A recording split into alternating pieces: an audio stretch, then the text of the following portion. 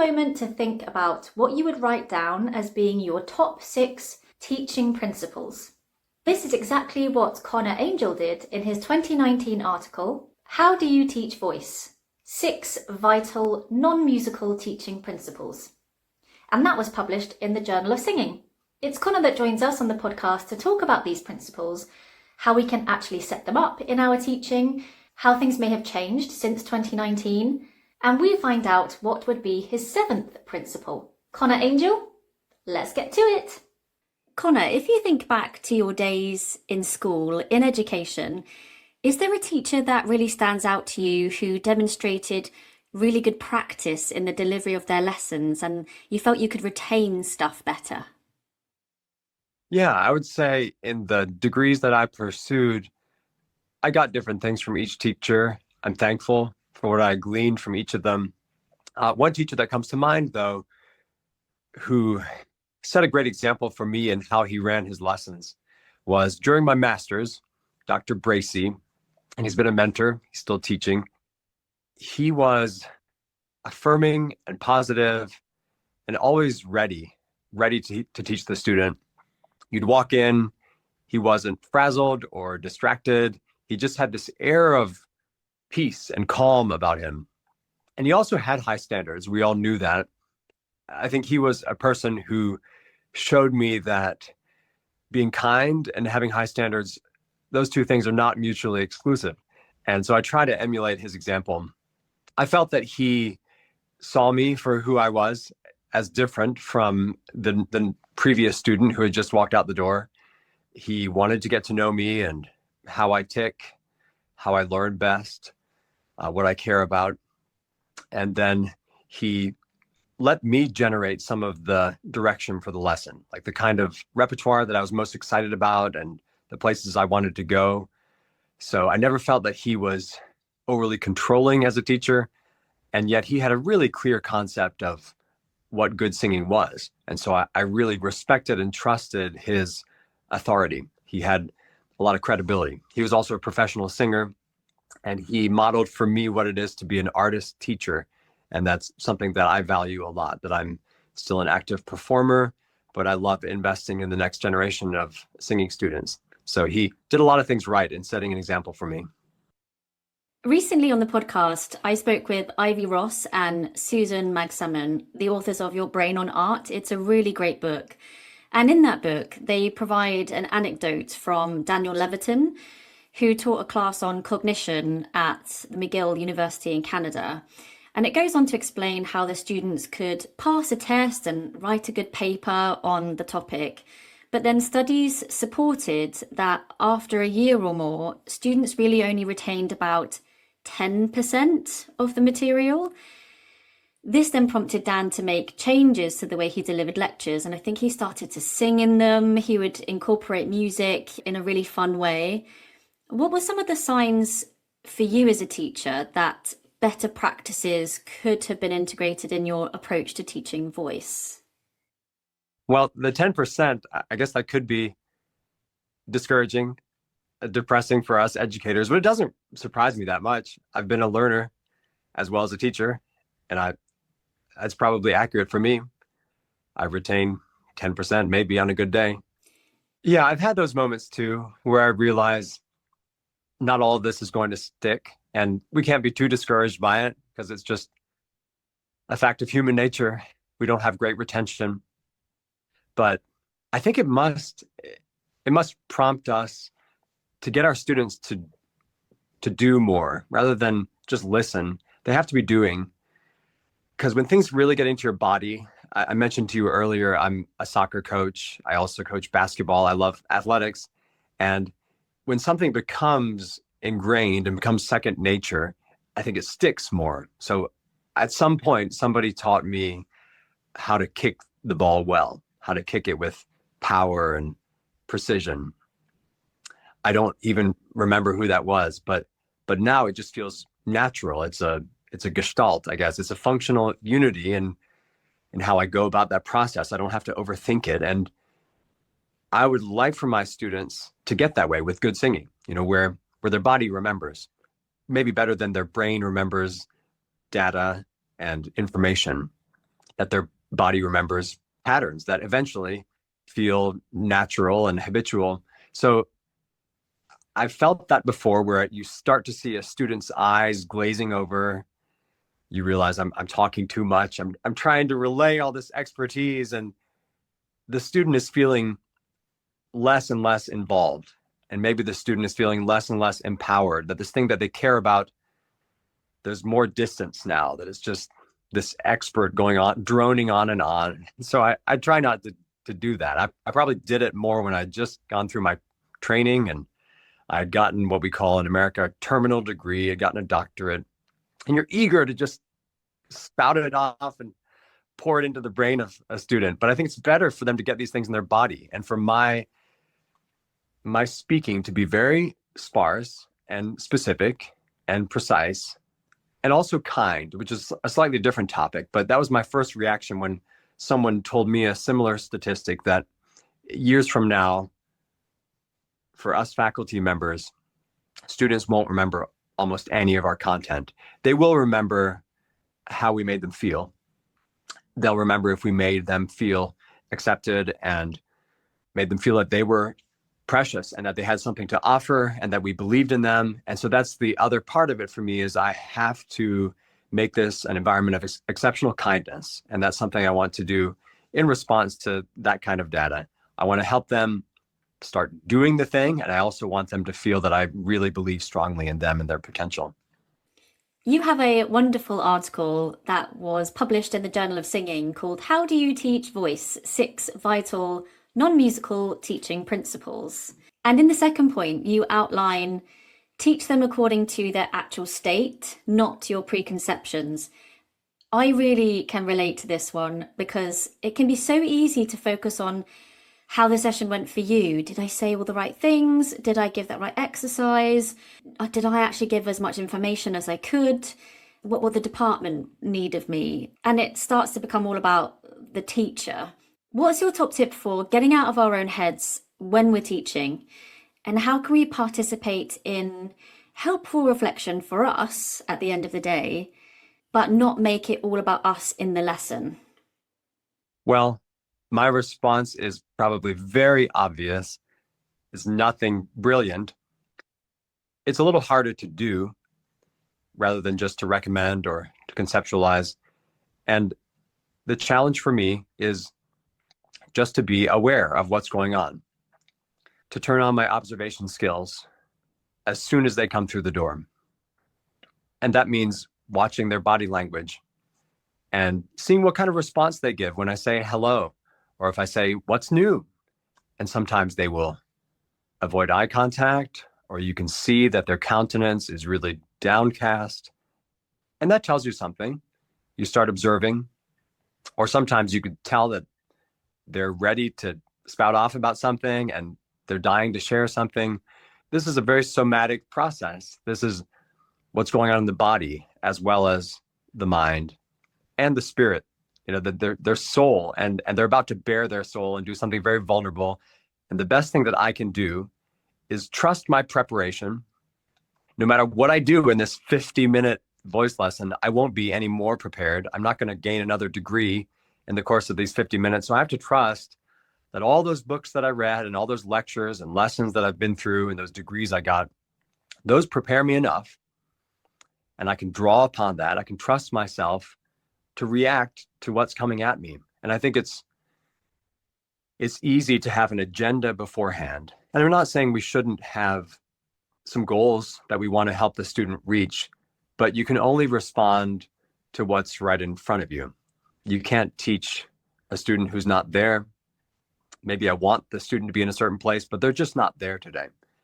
And so I have to be able then to pivot and go in a slightly different direction if their frame of mind is a certain way, or I'm not a counselor, I'm not a therapist, so I'm not going to turn it into a therapy session. But I want to take those things, those emotional aspects into account, then also the vocal aspects that maybe they're coming in very vocally raw, or they want to talk about what's happening in my high range today. And rather than brushing those things aside and saying, no, the point today was to do X, Y, and Z, you respond to what's really there. Just to come back to the retention point, you've got 1,000 books behind you.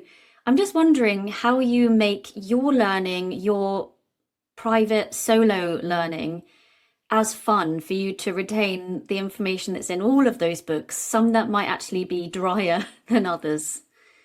Yeah, that's a great question. I consider that a lot because I used to think my job was just to have the knowledge and just to pass it on. And I loved that about higher education, that I'm working now with basically adults who want to be here, want to be studying music. And I thought they will be so serious. It's not my job to get them to care about music, about art making. They already care. But then it's been impressed upon me over the years. Actually, part of my job also is to make them care. I'd rather if they all cared enough, if they had that intrinsic motivation. But if I can help light the fire or fan the fire some, that's of great importance. And so we don't get to excuse ourselves from that part of it. And there are people along the way who did that for me. And so why would I not want to be part of that process? I have to help them be ready to learn. And so some of that is the disposition that I choose. In life, I'm a little more serious or melancholy, solitary, and I have friends and family members who kind of pull me out into a more joyful place. But for me, Connor, the voice teacher, I'm a lot more cheerful and upbeat than I am in my ordinary life. And that's on purpose because I've realized in the difficulty of what we do, nobody goes into the arts with a really high chance of making a fortune or even making it as a full-time performer. And they're doing something very difficult. They're doing something where the challenges are constant and ongoing. They need for me to be enthusiastic about their learning, still truthful. I'm not going to flatter them or make up falsehoods about how good they are, but I'm going to show my eagerness. And that can be contagious because it was for me with my teachers that I could see they loved art making. They loved getting into the nitty gritty of harmonies and understanding music more deeply. Although I'm in a department that focuses on the performing arts, I have several friends who work in our university's academic enrichment center. And so they're always talking with me about learning theory. And so they're working with a lot of students who have difficulties learning or maybe a learning disability, and the students who are considered at risk academically. And they have this idea of how we can set our affections. So we have some say in what we choose to like, to love. It's not just an emotion that's out of our control, that there's an action of our will. And I want to set my affections on these things that I've chosen to pursue. And otherwise it will be drudgery. And I've seen that process in my life as I've gone through more and more degrees and the books get more and more dense that you're reading, that you try to take that on as a challenge, like a rock climber for whom the rock face is always steeper and the challenge is tougher than it ever has been. You're saying, I want to be able to get this. And now I look forward to practicing. And I challenge my students to say, you also can decide how you're going to think about a thing like that. The way that you think about a thing or talk about a thing is what it becomes to you. So if practicing is something loathsome and that's how you frame it and that's how you talk about it with your friends, I've got to go to the practice room now, then why are you even doing this? Let's decide it's something you can look forward to, this time of discovery and molding yourself into something better. And I love for students to have that agency. And I've embraced that agency myself, that I can love this difficult and sometimes tedious process of learning. So you don't find yourself doing an interpretive dance or something to a text on harmonics or writing a rhyme about the larynx positions.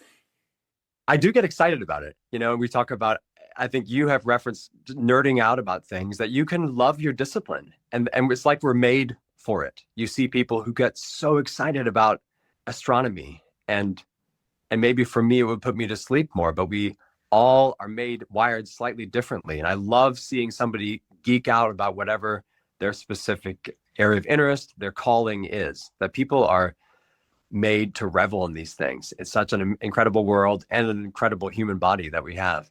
And we get we get the privilege of studying it and getting to know it deeply. In your article, you do reference least and most intrusive teaching methods. How can we define the difference between what might an intrusive exercise be compared to a non-intrusive one? And what does that say to things like specific methodologies? Yeah, I was thinking about that point I made in my article. And I think I cited an article by Richard Kennel. I cited several other ways of thinking about it. I was trying to decide if I fully agree with what he was saying. And I think I mostly agree with it. So his point was that teachers should use, at first, the least intrusive teaching method and only use more intrusive methods if less intrusive methods don't work. And I get that point, and I've tried to employ it. The only caveat I would give is that I believe in being efficient in our teaching. So there's no point in beating around the bush or obscuring our motive. If we can just say it clearly, that's a good thing. So I'm not trying to justify withholding information from the student. It's always good for us to communicate as clearly as we can, and then to move on to the next objective with efficiency, because there's a lot of work to be done, and you don't want to waste these students' time or money. But I think what he's pointing to, he related it to Vygotsky's zone of proximal development, which essentially says that scaffolding is very important. We see this in parenting, and we see it at every level of teaching, and that a student can accomplish more when the teacher is providing some kind of scaffolding. But the thing about scaffolding is the building then has to stand on its own and have integrity once the scaffolding is removed. So if that scaffolding is too intrusive, then the student never gets empowered, and the teacher is just making little clones of himself or herself and is really fostering codependency, which is not good. Independent learning is what we want. And one of my voice teachers said, I want to work myself out of a job. I want you to be able to teach yourself eventually. And that's what it is for my students. If I, instead of stepping in after they finish a song, instead of stepping in and listing off the things that they need to do, or saying, sound like this, and singing it for them, if I stop myself and let them process, they may actually be able to articulate the most important things about what they just did. That one thing was great, another thing they want to keep working on. The intrusive methods would be things like me singing it and saying, sound like me, because I'm taking control. I'm robbing the student of agency. Or if I wanted to be really hands-on all the time and I pushed on the student's head or held down their jaw, I'm not saying we can't ever model for the student or touch them, but those would be more intrusive methods. And so at first, if I can let the student do some of that work, then the student realizes, oh, I have some diagnostic tools here. I'm becoming an expert in voice. I'm on my way. And they are more empowered. So that's the goal there, is empowering the student. Say we're a trainer in a particular methodology. How can we empower a singer in front of us when we have maybe a specific set of rules to go by and apply? Sure. And I think when it comes to voice teaching or acting or really any discipline, there are wonderful methodologies that have parameters and that have a process. And the process works and it builds upon previous steps. And I think with any of the good methodologies, there wouldn't be a claim that this is exclusively the only way to go about teaching. But because that system has been developed and it's effective, then we try to walk sequentially through those steps. Nothing wrong with that. So I'm not trying to bash that at all. But I think we want to look for opportunities to give the student agency there. And if we can lead with questions to see where the student is in the observational skill, sometimes we will get a response from the student very frequently of, I don't know. And you ask, how did that feel? Or was that different? And so then we can continue to put the onus on the student to say, let's do it again. And this time, pay attention to, and give them something specific to pay attention to how that feels, in your throat, in your mouth, and throughout your body. And we're asking them to improve their attention, to improve their ability to detect what's going on in the body. And then we can still guide. It's not a subjective thing. We can tell them when something has achieved the point or not. We can guide them, but we're listening to their responses and helping them to grow in their ability to give coherent responses. But yeah, it's like any discipline. We wouldn't want to say that one method is the only method, but it could still be a very useful method. And so this is how we're going about it. I personally have spent a lot of time with the somatic voice work community, Jeannie Lovetri's method. It's been hugely helpful for me. And it doesn't claim to be the only way of going about teaching contemporary commercial voice. But yet there are ways, there are modules that we use to help move students forward. And they make sense. And for teachers who are new to this, who are trying to find their way, it's really helpful to have that structure to be able to use with the student. In point number 5 in your article, you talk about this balance between challenge and support. And you say, and I'm just going to quote from your article, if that's okay, I thought I was being an expert if I could find something wrong with every sound students made. So how can we provide feedback in a way that is both helpful and complimentary, I guess, but also with constructive comment? As I mentioned with Dr. Bracey, I'll go back to him, one of my mentors. He showed me that you can have a high standard and still be very kind. I mentioned also that I tend in life just to be a little more cynical, to have a dark sense of humor. But in a voice lesson, if there's a student who brings that out of me and we really connect that way, fine. But otherwise, I'm going to be intentionally smiley and positive. Whether we believe in kindness or not, and I hope we all do, you can just look at the science of it. Psychology tells you positive reinforcement gets better results than negative reinforcement. I mean, so if you just want to, whether you care about the student or not, if you want to, let's say for the sake of argument, you don't care, but you want to move forward in the lesson, giving them a list of positive things to do will always get them farther than saying, don't do that. Stop doing this. Why would you do that? We do care, though. Fortunately, we voice teachers usually go into this because we have empathy, because we care deeply about this one-on-one work, which is holistic work. You're never just teaching a larynx. You're always teaching an individual, and you get to know them at deep levels. I remember crying in lessons with Dr. Bracey, and he was not fazed by that. He knew that was normal. He knew that when you're going through something in life and then you try to sing, the emotions may come out then while you're singing, because it's a soul-bearing thing. The mechanics of it are very important, but it's not a machine at the same time. It's a person. And so sometimes the most important way of getting freedom to happen is by helping them get greater freedom in expressing who they are as a person. So for those reasons, the kindness has to undergird everything you do. That this is a place where you're welcome to be yourself. You're still going to make sounds from the depth of your being, from inside your soul, and that's how it's going to be most powerful and truthful. And that will really integrate the technique and the expression, the interpretation. And so I've embraced that. I've left behind a way of teaching that was more critical, where I would ask the student to do something, and if they did it, instead of affirming, I would just move on to the next objective. And then I wondered, why are these students so anxious? And eventually I realized, because I'm not affirming. And Dr. Bracey would always say, after I finished a phrase, I can hear his voice saying, "Good, Conor. Now, what if we tried this?" And I knew that when he said, "Good, Conor," he wasn't saying, "You're perfect. Our work is done." But I just felt like he believed in me. Something was going well. And now we're going to keep going with the work.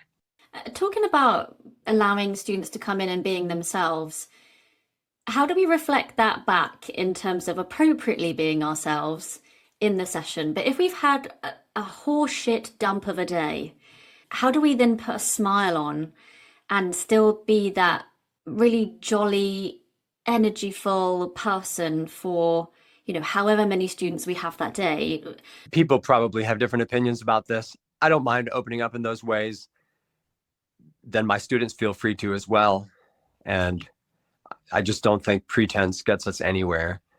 I work with older students as well, and so that might be a factor. I'm working with university students, and so I can be more transparent with them. If I was working with a little kid, I just don't happen to teach many little kids. That's probably not the place for me to unload emotionally. And even with my adult or quasi-adult students, I'm not telling them all the deep, darkest secrets, but I can tell them if something's not feeling good or if circumstances are really crappy. And I think it just helps them see that I'm a human too. But I want them to know that unless there's something vocally debilitating, we can take these circumstances that aren't ideal and we can go and make music, and music will probably help. And that the expectations today are for us to try to do some work and see what we can accomplish, not to perfect anything today, not to have an end goal, because the work is always ongoing, and take some of the pressure off in those really terrible days. And the same thing, if I were to do some singing in a lesson, and often a lesson has some modeling from me, it's good for them to know if I'm having a really croaky day and my head voice isn't working great. And this is what I would do in that case, because then they can identify with the work that I'm constantly doing on my voice is really not that different from what they're doing. I'm just a few more years along in the process. You have to bring your humanity to the space, and you can either hide it or you can let it be there and discuss it. And we've got a pretty good job, haven't we? Because just being in a room where someone's going to be singing and creating art is very much proven by, as I mentioned before, Ivy and Susan in their book.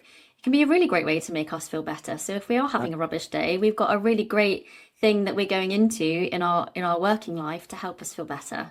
Oh, absolutely. And I think about how the best singing, you hear how it's just laden with emotion and meaning. And the amazing thing about breath is that it always comes in with some kind of intention. And then it's released with something as well, that we're breathing in tenderness or anger or any number of things that comes into our bodies. And then it colors the way that it comes flowing back out. And so if it's just technique, it's going to sound like just technique, and it's not going to sound very interesting. Technique is hugely important, but you have to have a reason for the technique. And the reason for the technique is always the text or the subtext. And so that's the bigger picture. You can relate that then to who they are as people, because you bring that to bear on your characters and on your interpretation of text. Hey you! If you're enjoying the Singing Teachers Talk podcast, then don't forget to hit the subscribe button. We are committed to bringing you engaging conversations and valuable insights from experts across the field of voice. By subscribing, it means we can continue to do that. You'll never miss an episode, and you'll be helping to spread the word to other singing teachers, vocal coaches, and overall voice nerds. So subscribe to this channel now and just watch your teaching grow. As a teacher of musical theatre and opera, where there is arguably a very distinct expectation of what those genres and subgenres should maybe sound like, compared to CCM particularly, what teaching approaches have you found to be quite useful in helping students to find those vocal targets, but individually embracing their own instrument? Yeah, that's a good question. Most students struggle with that. I did too. I think I probably still do to some extent, but I have learned to own my own voice. There's a class that I teach here, so I teach applied voice. We have a merged department of music, theater, and dance, and I love that. I learned so much from my colleagues in theater and dance. And there's a voice for the actors class that I teach, and we spend a lot of the beginning of the class doing a self-inventory when it comes to voice, and what were some of the early influences on you from a vocal perspective. What kind of feedback did you get from the coaches or from parents or classmates? And how much masking have I been doing with my voice in trying to hide who I am or get attention? Or do I always sound shy, or do I always sound angry? And getting them to put the spotlight on themselves and how they feel and think about their voice and how they speak about it. And then also analyzing their own voice recipe and how they make voice and what's distinct about it. And you only get the instrument that you were born with, and you want to become the most skillful possible user of it. When you're trying to sing with someone else's voice, it just doesn't go well. We have these conversations because you can't. Nobody else can sing with my voice, and I can't sing with my student's voice. And so I want them to find the freest and most beautiful version of their own voice. And I would point that out when we listen to singers together, because I want to know who they're listening to. Is this an instrument that would have some things in common with yours? You know, a very different body than mine will probably, when it's just in neutral, just making its neutral vanilla sound, will make some very different sounds from mine. So I can do some things differently that voice may not do very easily, and vice versa. And so I want to think about what their vocal models are. And do you have some vocal model? I know I did, some vocal ideal in mind that is very dissimilar and probably unattainable, simply because you have a sprinter's body and not a long distance runner's body or something. And so it's good for you to aspire to the things that your body does best. And so we have some of those conversations. And you can then start to notice that in professional examples, singers whom you love, who your students are listening to, they may not have the most whatever voice, the most powerful or the highest or the lowest or shiniest, prettiest. But what we're drawn to is really authenticity, that when this person is singing, we feel like we resonate with their soul, like there's something truthful about it. And because it's more unfettered than usual, that they've been able to release some of the things holding back the individuality within their sound. And it's funny how technique overlaps with intention and interpretation, because when we are most truthful with what we're singing, often the technique is most functional as well. And so those are the conversations I want to have with my students. There are attributes that a healthy voice has that would be in common across pretty much any voice. And so those are the things when it comes to vowel formation and use of registers and breathing and alignment. We're working on those things with every student, but breathing looks very different in one body than in another body. And so I can't have a cookie cutter, one size fits all method of teaching them. And there may be one student with whom we're really trying to lighten the sound to get more access to head dominant singing. And then the next student has very little access to chest register. And so we're working on the exact opposite thing. And it's helping them understand what are the things that'll make my voice be more balanced. And you want to hear from them right before they leave the lesson. What are those things this week that you'll be targeting? Because they're the ones who decide if they're going to grow or not. We get this short snippet of time with them, and then they're off to teach themselves in the practice room for a whole week. So again, it comes down to agency for them. Since applying these 6 principles maybe to your own teaching, have you found one that's been maybe more successful or had the most dramatic impact? I think it would be talking less. And here I am giving long answers to you. So obviously, I'm still working on it, but letting them sing more.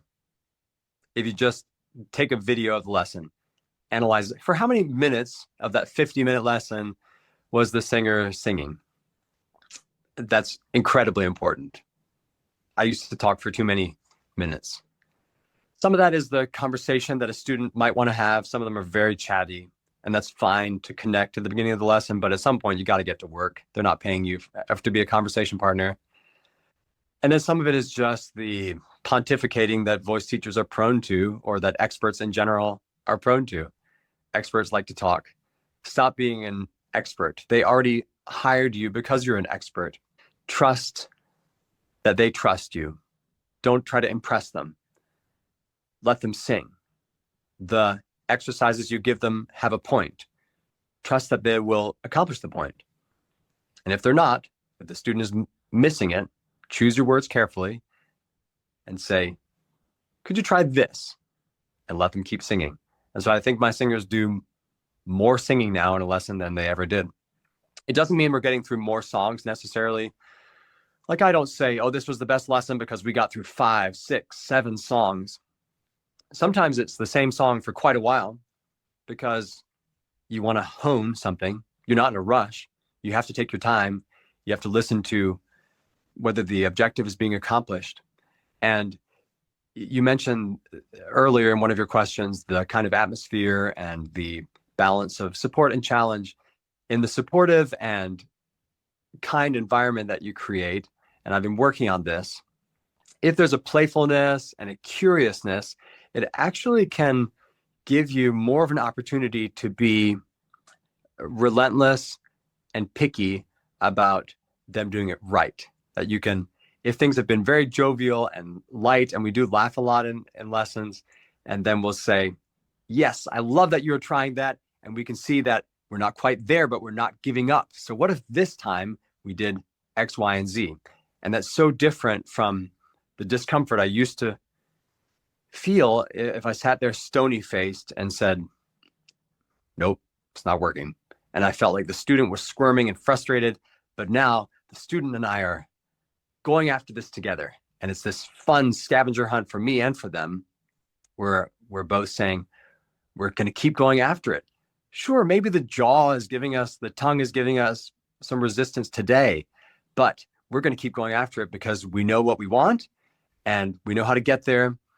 You then discern as a teacher when it's time to stop and say, okay, we'll come back to that.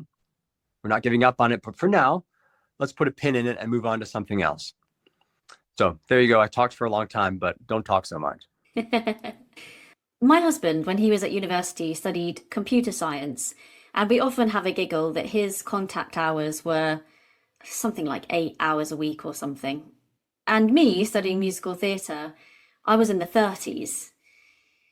So arguably, performing arts programs are already full of practical classes, lectures, things to help develop that person. How can institutions better integrate teaching philosophy into their degree programs, considering that many people might take teaching posts in the future, whether that's whilst they're auditioning, whether that's actually a career they decide they want to follow instead of performing, something they do when they've retired. At different points, we see a lot of our performers going out and doing a teaching job. I do tell them that the chances are they will teach at some point, whether or not they see themselves as an educator or have any interest. And I would have said for years, I didn't have any interest in teaching. I was definitely on a performer track, and a lot of my students are. And we probably don't, as you said, don't have a lot of space within our degree structures to add more to the curriculum about we do have a pedagogy class for pretty much all the music students. But I think a lot of it does come down to the applied teacher, that we can help get them curious about problem solving. Earlier, I mentioned becoming their own teacher. So it's asking them to do some diagnosis. We get the opportunity to do some studio classes here, which I love. And for us, that means distinct from a performance class, which is when the students get up in a more formal setting and sing for one another and all the faculty, and they're all required to do that. But in a studio class, it's more collaborative. We'll have a voice area studio class, and a singer will get up, and then we'll take some time for the singer's peers to give some feedback.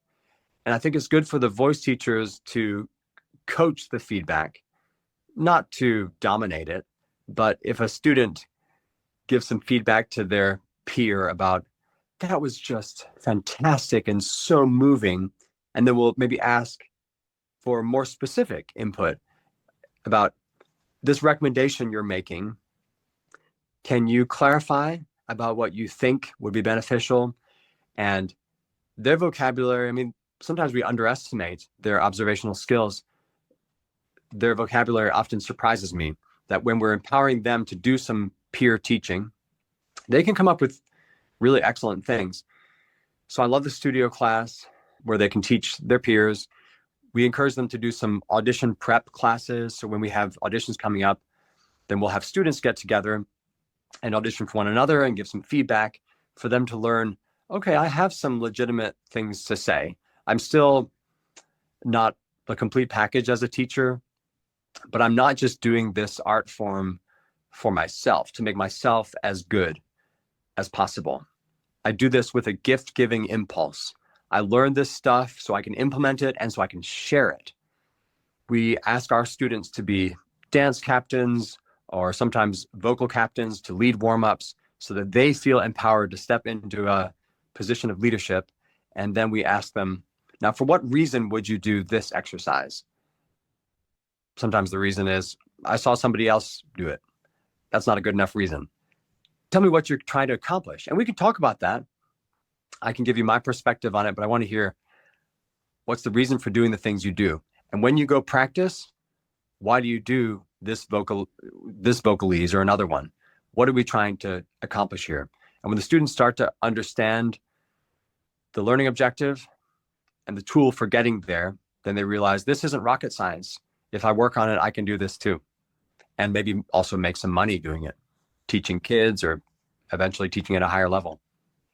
And if you were to write this list now, 2025, I believe the article was originally published in 2019, what would be on your list now, or what would be the seventh principle even? Well, I'm still working on the 6. I didn't write these 6 principles because I'm great at them. So lest anyone think that I'm the pompous expert who wants to tell the rest of the world. These are things that I'm struggling with and trying to get better at. But if I were to add to it, maybe it would be something about practice. I've neglected that often, to have any sort of conversation with my students about how they're practicing. And then I start to notice that their practicing probably isn't very effective.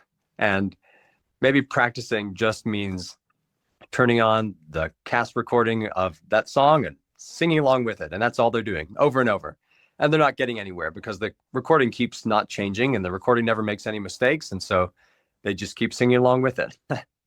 Instead, if I can ask them, walk me through what you do in a practice room.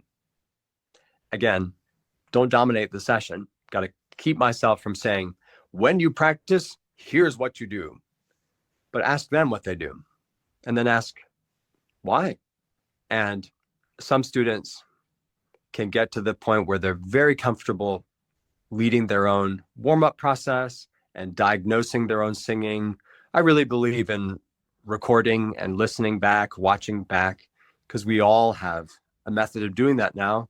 You had to have the right technology when I was coming through school, but since they've all got phones, you should be recording yourself and then listening with a mind towards function and watching with a mind towards alignment and healthy technique.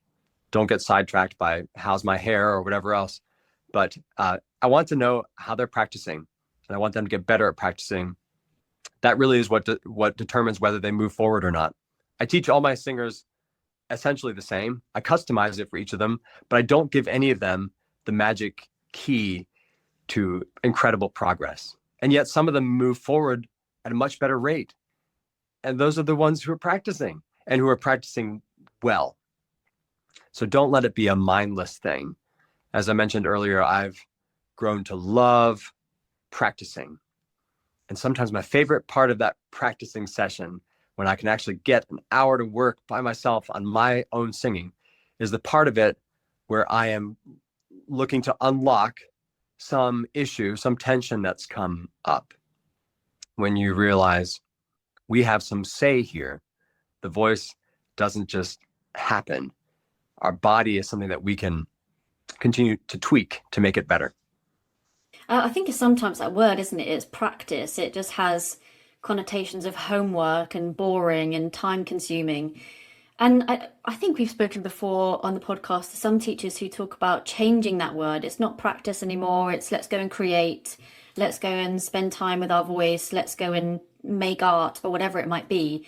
And as you say, therefore it reframes the way we're thinking about practice. It's not homework, it's not drudgery. It's actually a stepping stone to you getting to where you want to be. So yeah, I love that as a seventh principle. Thanks. I think I'll try that this year with my students. They'll probably have a good laugh out of it as they realize what I'm doing with replacing the word practice. They'll say, you can't fool us, Dr. Angell, but still, I think it would be good for us all to think of it a little differently. Connor, can you tell us about your work both as a performer and as a teacher at Taylor University? Yes, I mentioned that I started on more of a performer track. Well, I guess earlier than that, I grew up in Ireland singing and just loved. There's a lot of folk singing. I was in a rural part of Southern Ireland, and singing in school, church singing. And I moved to the US when I was in high school and got pretty involved in choral singing and was introduced to more classical singing at that point. I think when I was a teenager, I took an Irish folk song to some song competition, and I got the feedback from the judge. It was something like, very nice, but next, could you bring something from the classical vocal Western canon, please? And so then I realized that dialectic exists between art music and other kinds of music. But I've always been fascinated by different kinds of music, and I still try to be very open to that in my teaching. But then going on to college, knowing that I loved music, I decided to study voice, and that's when I was introduced to opera, these classical forms, which at first to me felt contrived because it was kind of foreign. And there is more of a threshold there, a barrier to entry if you have no exposure to the language and style, that it may seem very odd. And that's something I meant to mention earlier, that just in general with this learning that we do, which can be very specialized depending on the style, it may seem weird at first, whatever it is. The first time that you've sung gospel or country or opera or whatever it is. And we know as teachers, I hope, that that's not a bad thing. But for the student, flags go up to say that's a bad thing sometimes. Unfamiliar, weird, must be bad. And some of them are more open than others. But if you're feeling in a defensive posture and you're not used to it, then it's not habitual. It may also mean that it's harmful or something. I've never belted before and I'm making those sounds, or I've never allowed my larynx to go into that lower, more settled position with those tall vowels. And we just have to affirm with the student that that's okay to try something different. Your body is getting exposure to something drastically different, and normally that does feel a little unsettling. But not to sidetrack. So eventually I started to enjoy it more and identify more with opera and understand that I could do this. And then decided to go to grad school and got my master's. And then I started performing with some young artist programs and opera companies, and decided after a few years I wanted a little more stability, to be in one place instead of moving around depending on the contract, and also a more stable paycheck. And Dr. Bracy, whom I mentioned earlier, had always said to me, the life of a professor, I highly recommend, where your income's coming from. You're still encouraged to be a performer and to have artistic output. You get to invest in young people. And I decided then to go back and get a doctorate. So since then, I've been teaching. It's, I guess, close to 20 years I've been teaching, and I love it. I do get to pour into young people, but I'm encouraged to keep working on my voice. I want them to know the vocal work continues. It's ongoing for me. And I get to do some performing. Last year, I sang with Indianapolis Opera, and I'm singing with them again coming up. And regional opera companies here. I've also sung with a few musical theater companies. And my students come see me sometimes. And I love that because they see me doing something challenging and also rewarding, and they realize we're in the same boat. And if I can be a good example for them, then in their journey, I would love that. I also do some recording studio work where producers and publishers will bring work, and just traveling down to Indianapolis, which is fairly close to me here, I can work that around the teacher's schedule pretty well, and have a secondary income, and also work on projects that I enjoy with new music. So I love the model of being an artist teacher, and I'm committed to continuing that as long as I'm in this line of work. Yeah, long may it continue. Well, Conor Angell, thank you so much. Where can listeners find out about you, get in touch with you, read any more articles that you put out there? Well, I'm not writing a lot of them these days. Between being a parent and I'm actually the department chair currently of my department and having a large teaching load, I'm not doing a whole lot of writing. They can find me on my university's website, Taylor University, Department of Music, Theater, and Dance. And then if you're here in the Midwestern US, I do some performing in regional theaters. You may also have heard my voice on anonymously on some recording or jingle since I do some recording. But yeah, we're always looking for new folks to join us here in central Indiana. It's far away from the really busy artistic centers, but it's exciting to see that even in small locales, there are people who love the artistic work, and I'm thankful to be in a community like that. Yeah, well, thank you so much, Conor. It's been really great to learn from you these principles that we can take away, remind ourselves of, and be better teachers. Thanks so much for having me. I've listened to the podcast several times now, and I'm a huge fan of the pod. I love that it's not just about singing, but about teaching singing. What an important topic. Ah, thank you. Who's been your favorite? I was listening to, I don't remember the name, but a singer who was, I think, on the tour of Wicked, and he was talking about, I think, his top 10 contemporary male songs for teaching. And I was making notes because the school year is about to begin here, and I'm always looking for useful, new, exciting repertoire. So I love Oh, that. brilliant. Well, he shares your name. He's Conor O'Hara. How could I forget? It was Conor. Yeah.